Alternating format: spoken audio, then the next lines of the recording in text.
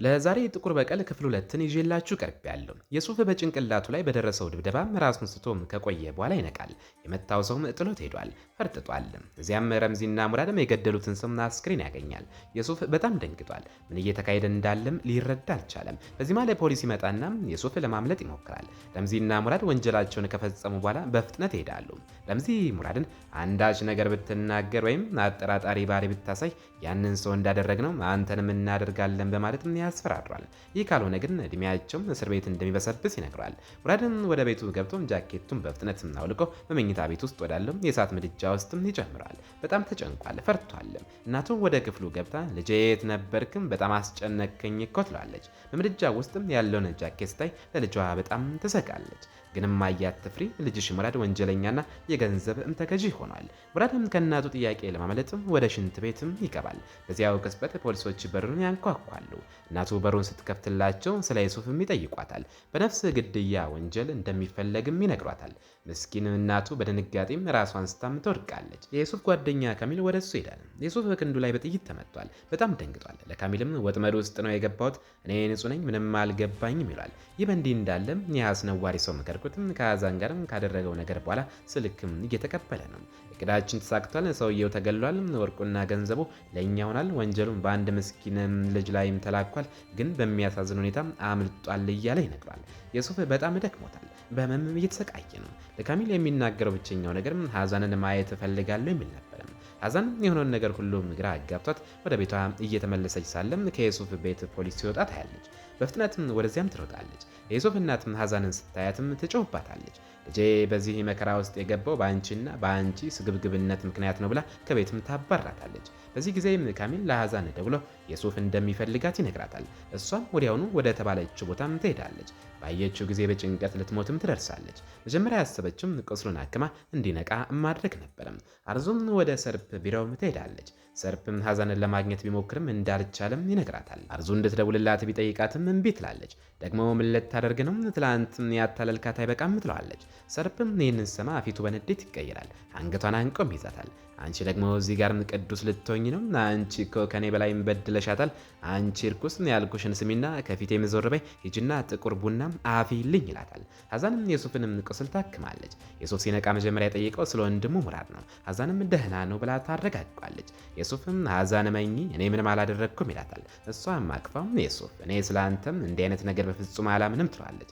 ዩሱፍ መልሶ አቅፋት በጣም ነው የምወድሽም፣ ሀዛን ከአንቺ ውጭ ማንንም አልወደድኩም ይላታል። ሀዛን ክፉኛም ያለቀሰች ዩሱፍ አትውደደኝ፣ እኔ ለአንተ አልገባም ትላለች። ዩሱፍም ግራ ይገባል። ለምን እንዲህ እንደምትልም ሊረዳ አልቻለም። ምንድነው ነገሩም ሲል ይጠይቃታል። ሀዛንም እየተንሰቀሰቀችም ከዳውህም ከእንግዲህ የአንተ አይደለሁም ትላለች። ጥላውም ትሄዳለች። ዩሱፍም የህይወቱን ትልቁን ድንጋጤም ያስተናግዳል። በጣም ተናዶም የተደበቀበትን የነበረውን ቦታም መስፈር ይጀምራል። ማግስቱም ዩሱፍ ማንም ሳያየው ማለዳ ላይ ይወጣና ወደ ረምዚ ቤት ይሄዳል። አንተ አውሬ እንደ ወንድሜ ቆጥሬ ሳለሁ ወጥመድ ታዘጋጅልኛለህ እያለ በድብደባም ያዳክማል። ሰውየውን ማን ገደለው? ይህንንስ ወንጀል በእኔ ላይ የለጠፈው ማን ነው? ተናገር እያለም ይጠይቋል። መሪም ሙራድን ትጠራዋለች። ይህንን ያደረግከው አንተን አይደል ትላለች። በዚህ ጊዜ የዩሱፍና የረምዚ ጩኸትም ይሰማቸዋል። በፍጥነትም ወደ እነሱ ይሄዳሉ። ሙራድ እንደገባ ማልቀስና መረበሽ ይጀምራል። እኔ ነኝ የገደልኩትም እኔ ነኝ ያደረግኩት ብሎም ይናዘዛል። ዩሱፍም የሰማውን ማመን አቅቶት ማለት ምን ማለት ነው? አንተ ነፍሰ ገዳይ ሆንክ ይለዋል። ረምዚንም ይህንንም እንድታደርገው ያስፈራራችሁ ማን ነው ሲል ይጠይቀዋል። ሙራድ ማንም እንዳላደረገውና ረምዚም ሌላ ነገር እንዳይናዘዝ ሽጉጥ አውጥቶም ራሱን ለመግደልም ይሞክራል። ዩሱፍ ስለሚፈራለት ሊያረጋጋው ይሞክራል። አብረን እንፈተዋለን፣ ተረጋጋና በራስ ላይ እንዲህ አታድርግ ይለዋል። ሙራድ ግን አይደለም ያደረግኩት ነገር መቀጣት አለብኝ፣ በህይወት መኖር የለብኝም ይላል። ራሱን ሊያጠፋ ሲልም ዩሱፍ በፍጥነት አድኖ ያቅፋል። ሙራድም ከርኩት ነው ይህንን እንድናደርግም ያስገደደን ይለዋል። ወንጀሉን በአንተ ላይ እንደሚለጥፉም አላወቅንም ነበር ብሎም ይምልለታል። አሁን ግን ራሴን አሳልፌ እሰጣለሁ፣ ሁሉንም ነገር እናዘዛለሁ ይለዋል። መሪም ወደ ዩሱፍ ጠጋ ብላ አንተ ትልቅ ወንድም ነህ፣ በሱ ምትክም አንተ ትችላለህ፣ ትልቅ ጠበቃ እናቆምላለን፣ አትፍራ በማለት ምንም እንዳይናገር ትማጸነዋለች። ዩሱፍ ምንም ሳይመልስላት ማንም እንደሌለ አረጋግጦም ወዲያውኑ ይወጣል። ወዲያውኑም ወደ ከርኩትም ዘንድ ሄዶ በድብደባም ያዳክመዋል። ሌት እንዴ በእኔ ላይ ታደርጋለህ ይላል። ሀዛን ወደ ቤቷም ትመለሳለች። እንደገባችም ሰርፕ ከቤተሰቦቿ ጋር ተቀምጦ ስታገኘም ትደነግጣለች። እናቷም ስታያት ለምን ዘገየሽ እኮም 1 ሰዓት ሙሉ ሲጠብቅሽ ነበር ትላታለች። የሐዛን አይኖች ግን ሁሉንም ነገር ይናገራሉ። ከእናቷ ንግግርም ሰርፕ ሐዛን ያደረችው አርዙ ጋር እንደሆነ እንደነገረቻቸው ይረዳል። ለማንም ምንም እንዳልተናገረችም አውቆም ይረጋጋል። ሐዛን ነገሩን ለማስቀየርና ሌላ ቦታ እንቀመጥ ትላለች። ከቤት እንዲወጣላት ብቻ ስለፈለገች መኪና ውስጥ እንደገቡ ሐዛን መጮት ትጀምራለች። እዚህ ለመምጣት እንዴት ድፍረት አገኘ? በቤተሰቦችና በአባቴ ፊትም እንዴት ያለም ጋጥ ወጥነት ነው ትላለች። እሱም ስለ አንቺ ስለተጨነኩ ብቻ ነው ይላታል።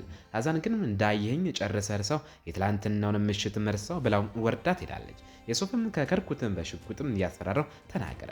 ማነው ይህን እንድታደርግም ያዘዘ ይለዋል። ከርኩትም ፈርቶም ከወንጀሉም ጀርባ ያለው ሰርፕ እንደሆነ ይነግረዋል። ወደ አሁኑ ጊዜ ስንመለስ ሰርፕ በድግሱ ላይም የሱፍን ሰላም ሌላው ሲሄድ ራሱን ያስተዋውቃል። ሐዛን የሱፍን ፊት ለፊቷን ስታየው ትደነግጣለች። ዲላን ግን በጣም ደስ ይላታል።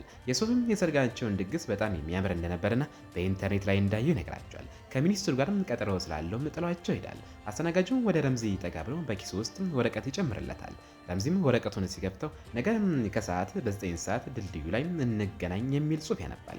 የሱፍም ወደ ሰርፕ ተመልሶ እስኪ ስለ ራስ በደንብ ንገረኝ ይሏል። ሰርፕም ስለ ስራው ሲያወራም የሱፍ የባለቤት የሐዛን ድጋፍ ለስኬት ምክንያት እንደሆነ በግልጽ ይታያል ማለትም ይቀልድባታል። ምስኪኗ ዲላም የሱፍ የወደዳት መስሏት ደስ ብሏታል። እሱ ግን ይህንን የሚያደርገው በሐዛን ለመበቀልና እሷን ለማናደድ ነው። በተመሳሳይ ጊዜም የሰርፕን እህት ልብ በመስረቅ ሰርፕን ለመጉዳትም ጭምር ነው። ሐዛን ራስ ምታት አለብኝ በማለትም ወደ ሽንት ቤት ትሄዳለች። ሰርፕም አብሮ ሄዳል። ይህንን ሰበብ ያደረገችው ሽንት ቤት ገብታ ለብቻዋ ስሜቷን ለማውጣትና ለማልቀስም ስለፈለገች ነው።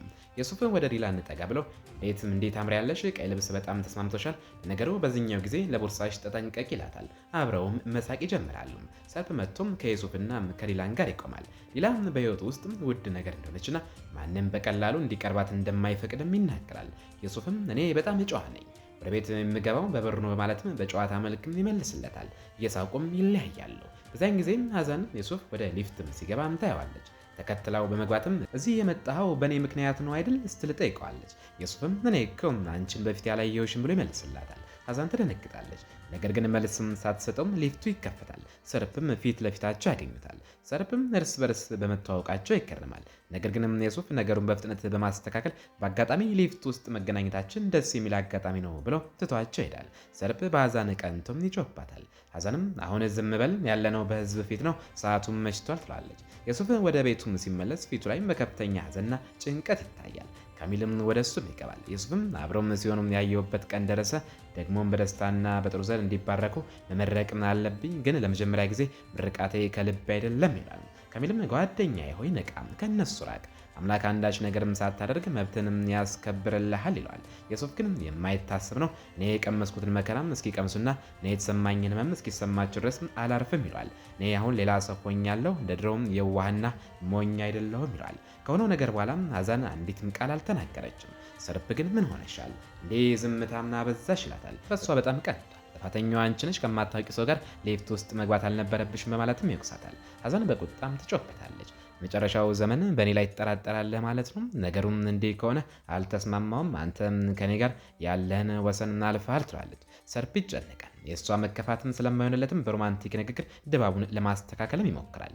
በዚህ ጊዜም ውዷ ዲላም የሱፍን በማየቷና በማነጋገሯ በደስታም ስትበር ትታያለች። በዚያው ቅጽበትም የሱፍም ቤት በታች ነኝ ውረጂ የሚል መልእክትም ይልክላታል። ዲላ በጣም ትደሰታለች። ነገሩንም ማመን ይከብዳታል። ሐዛን በበረንዳ ላይ ቆማም ታለቅሳለች። ለራሷም በጣም ታዝናለች። የሱፍም ከሩቅ ሆኖ ያያታል። አይኖቿም በእንባ ይሞላሉ። ዲላም ዘበኛው ወይም ሌላ ሰው እንዳያት ትጠነቀቃለች። ግንቡንም ዘላም ትወርዳለች። የሱፍም ሲያያትም ይስቃል።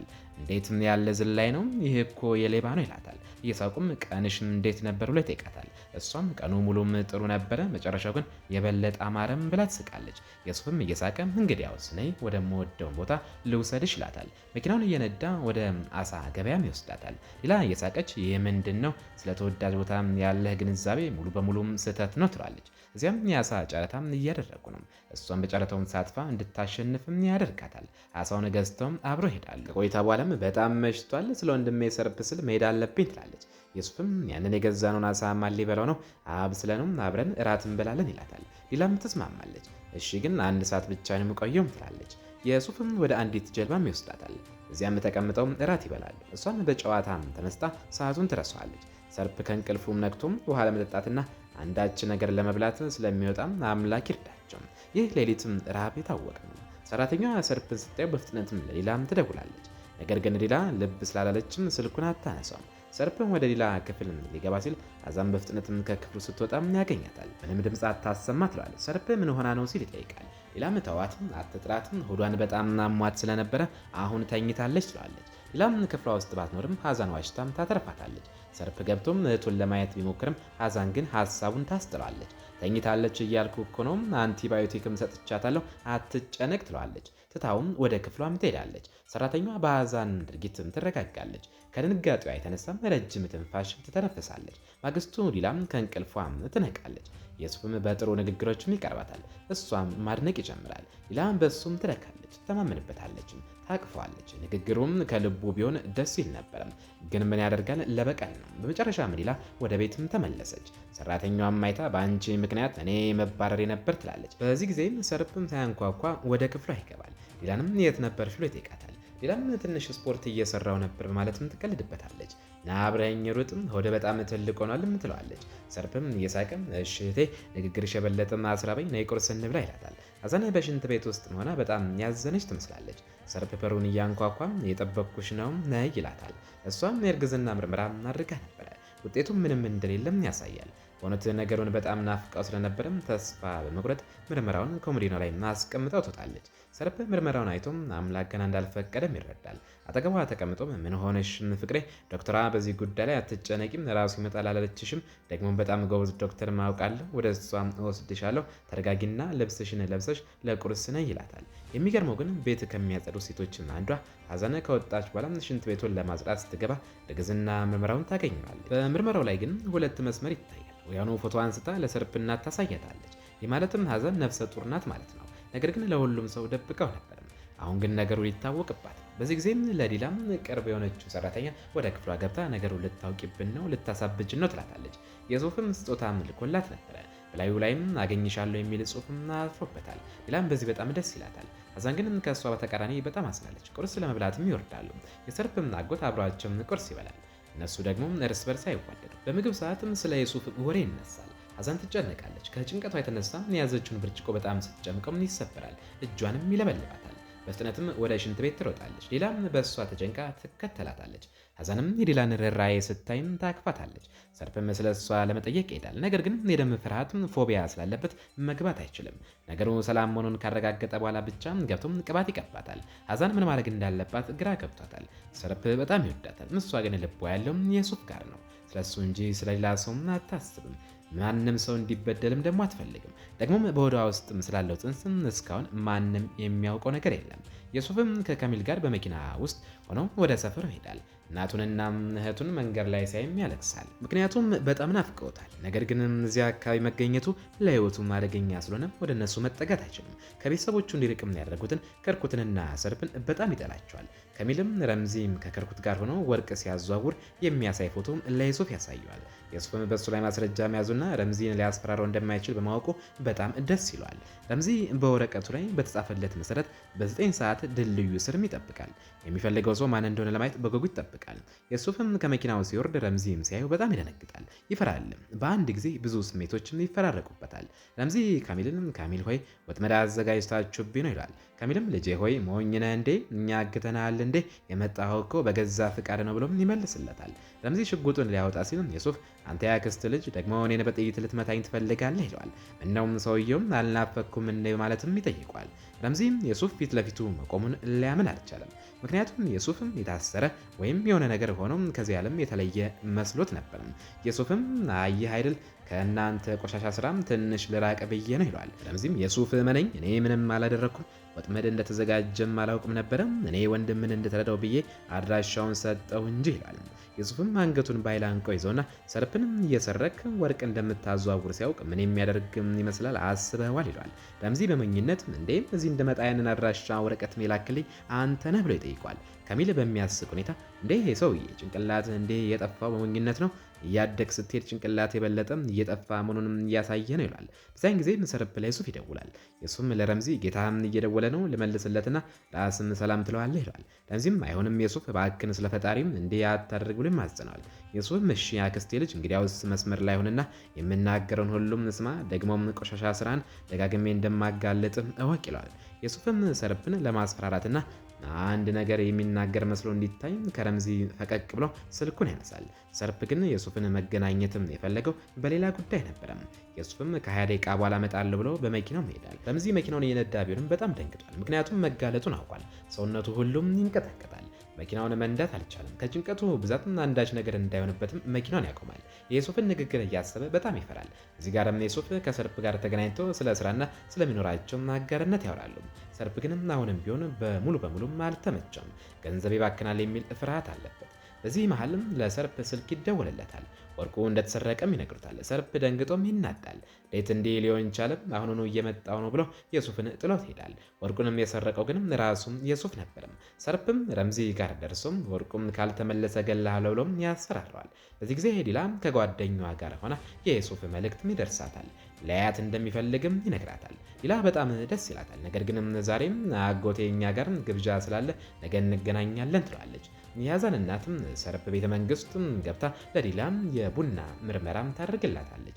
ጥንቆላ መሰል ነው። በጣም እድለኛ ነሽ፣ በቅርቡ ትልቅ የምስራች የሚደርስሻል ትላታለች። ዲላ በሰማችው ነገር በጣም ደስ ብሏት በደስታም ትበራለች። የሰርፕ እናት ለግብዣም አንድ እንግዳ እንደሚመጣ ለቤተሰቡ በሙሉ አሳውቃለች። ሁሉም እንግዳውን በጉጉትም እየጠበቁ ነው። እንግዳው ሲገባ ግን ሁላችንም የምንገረምበት ነገር ይከሰታል። ምክንያቱም እንግዳውም የሱፍ ነበር። ሰርፕ በመገረም እንዴ ቅድም አብረን አልነበርንም እንዴ ለምን አልነገርከኝም ይለዋል። የሱፍም አንተ እኮ ዕድል አልሰጠኝም፣ ደጋግሜ ብደውልም አላነሳህም ብሎ ይመልስለታል። አብረውም ምግብ መብላትም ይጀምራል። የሱፍ በጣም ድሃ እንደነበርና ደረጃ በደረጃም ራሱን የቻለ ጠንካራ ሰው ለመሆን እንዴት እንደበቃ የህይወት ታሪኩንም ይተርክላቸዋል። የሰርፕ እናትም የሱፍም ራሱን የቻለና ዓላማ ያለው ወጣት መሆኑ በጣም ትደነቃለች፣ ትወዷለችም። በወሬው መሀልም ዲላና የሱፍ ማንም ሳያቸው በአይናቸው ይጠቃቀሳሉ። ግብዣውን በደስታ በልተው ከጨረሱ በኋላ የሱፍ ሊወጣ ሲልም ስልኩን ረስቶ ይወጣል። ሀዛን ስልኩን ልትሰጠው ተከትላው ትወጣና በዝግታም ስማ፣ በፍጥነት መነጋገር አለብን ትላለች። የሱፍም በ8 ሰዓት ጀልባው ጋር ነይም ይላታል። የሚገርመው ለዲላም የሰጣት ቀጠሮ በዚያው ሰዓት ነበረ። የሱፍም ወርቁን ወደ አስቀመጠበት መጋዘን ሄዳል። ካሚልም እዚያ ሆኖ በጣም ተደስቷል። የሱፍም ሰርፕን መጉዳት መጀመሩ በራሱ ይኮራል። ማግስቱም ጠዋትም ሀዘን በየሱፍም ጀልባ ላይ ትገኛለች። እሱ ግን ምንም ትኩረትም አይሰጣትም። እንዲያው መጨረሶ እንዳልተመለከታት ይሆንባታል። እሷም የሱፍ ምን ሆናል? ለምን እንዲህም ተቀየርክብኝ ትላለች። እሱም እዚህ የመጣሽው ስለዚህ ተራ ነገር ለማውራት ነው፣ ጠቃሚ ነገርም ካለች ተናገሪ፣ እኔ በጣም አስፈላጊ ቀጠሮ ምን አለብኝ ይላታል። ሀዛንም እያለቀሰች ለምን እንዲህ ልትጎዳኝ ትፈልጋለህ ትላለች። ቀጥላም ከዲላ ጋር ለመገናኘት የምታደርገውን ነገር ምተው እሷ ለእኔ ልክ እንደ ቴናት ከእሷ ረክ ትላለች። እሱ ግን ለምን አንቺም የእሷ ጠባቂ ነሽ እንዴ ይላታል። እሷም ምንም ግድ እንደሌለውና በቀሉም ብቻም እየተበቀለ እንደሆነም ይነግራታል። መጨረሻም አሁን መሄድም ትችላለሽ፣ ጊዜሽ አልቋል ይላታል። በዚህ ጊዜም ዲላም የሱፍ ጋር ለመገናኘት ጀልባ ላይም ትደርሳለች። ሀዛንንም እዚያ አስተያየትም ትደነግጣለች። ሀዛንም ዲላን በማየቷም ትገረማለች። ዲላም ሀዛንም ከሱፍ ጋር ምን እንደምትሰራ ግራ ይገባታል። የዛሬው ክፍል ይመስላል። በቀጣይስ ምን ይፈጠር ይሆን?